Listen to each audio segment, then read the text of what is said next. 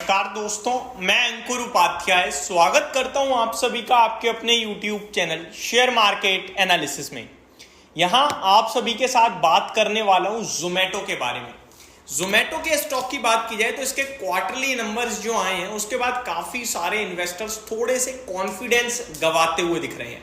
उनका कॉन्फिडेंस थोड़ा स्टॉक पे कम हो गया क्योंकि स्टॉक का प्राइस ऊपर की जगह नीचे चला गया रिजल्ट्स के बाद। देखिए, पहले तो मैं आपको एक चीज बताना चाहूंगा कि रिजल्ट्स में ऐसी कोई दिक्कत नहीं थी, केवल एक दिक्कत थी, वो था मार्जिन।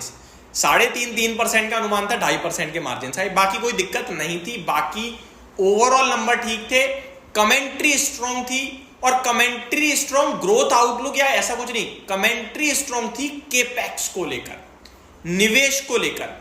और निवेश अमाउंट के टर्म्स में नहीं, स्टोर ओपनिंग के टर्म्स में था, वो भी ब्लिंकिट के। तो कंपनी जो है ना फोकस कर रही है ब्लिंकिट के स्टोर्स को ज्यादा से ज्यादा ओपन करने के लिए।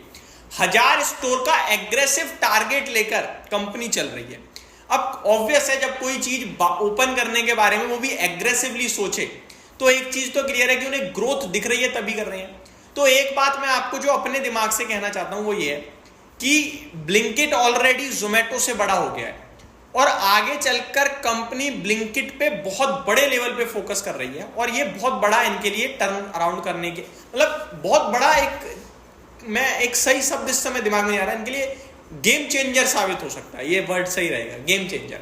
क्यों हो सकता है? क्योंकि अभी तक ब्लिंकिट क्या था, राशन की दुकान थी एक जो 10 मिनट में आपके घर पहुंचा रही थी राशन।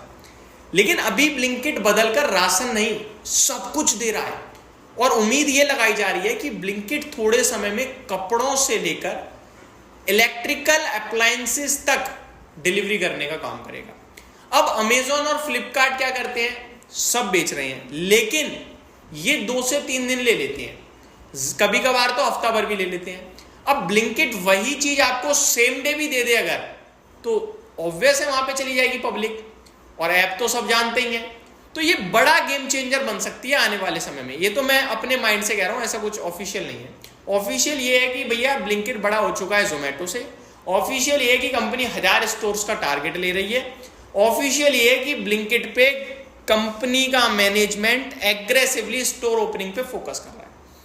हकीकत यह कि कंपनी ब्लिंकिट भी कामकाजी लेवल पे मुनाफे में आ गई है। फूड डिलीवरी जोमेटो तो ऑलरेडी मुनाफे में है। कंपनी ने 175 करोड़ का सिंगल क्वार्टर में मुनाफा पेश करा है, तो सब कुछ तो ठीक दिख रहा है। फिर शेयर का प्राइस क्यों टूटा? अब आते हैं उस रीजन पे।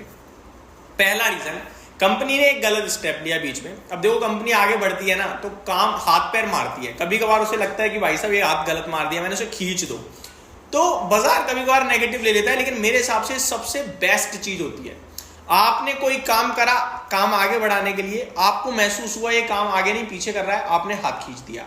एक एंटरप्रेन्योर क्या है, यही तो जो पकड़ पाए कि मैं क्या कर रहा हूं, किस वे। देखो, सब सोच लेते हैं, लेकिन उसे एग्जीक्यूट पारदर्शी नजर किसकी है वो सबसे इंपॉर्टेंट है।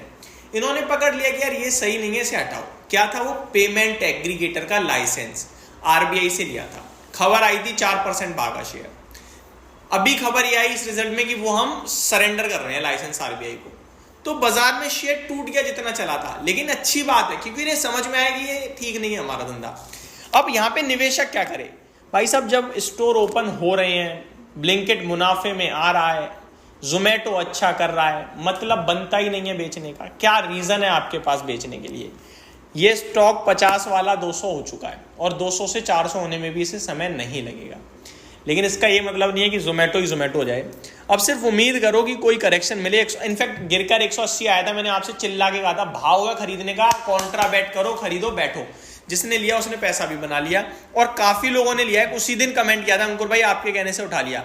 मैं हमेशा कहता हूं मेरे कहने से नहीं भाई, अपने दिमाग से उठाओ।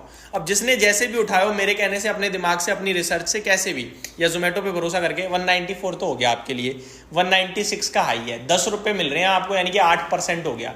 और क्या चाहिए एक महीने में? अभी यहां से मैं कहूंगा कि कभी भी 180 के करीब की गिरावट आए, लो, बैठे रहो इस शेयर में। 220, 240 ये सब नंबर है। आप बैठे रहोगे, पैसा कितना बनेगा आप और हम नहीं सोच सकते। क्या 50 रुपए पे 200 रुपए सोचा था? 60-70 ही तो सोचा था। 63 रुपए के बाद मैंने खुद 95 ही तो सोचा था। 95 के बाद 120 ही तो सोचा था। 120 से 135 पे तो बुक भी करा प्रॉफिट, लेकिन 143 पे दोबारा भी तो उठवाया था। 145 से 160 सोचा था, आज 200 हो गया। तो लेवलों के बंधन में मत बांधो, छोड़ दो। कंपनी ग्रो इतनी रफ्तार से कर रही है तो बैठे रहो ना लेके। अच्छी चीजें कभी कभार पकड़ में आ जाती हैं जो दिख रही होती हैं, ये सबको दिख रहा है लेकिन ले नहीं पा रहे हैं सब लोग। पता है क्यों? ये सोच रहे हैं बहुत चल गया, गिरेगा तो खरीदूंगा। क्या रीजन है गिरने का?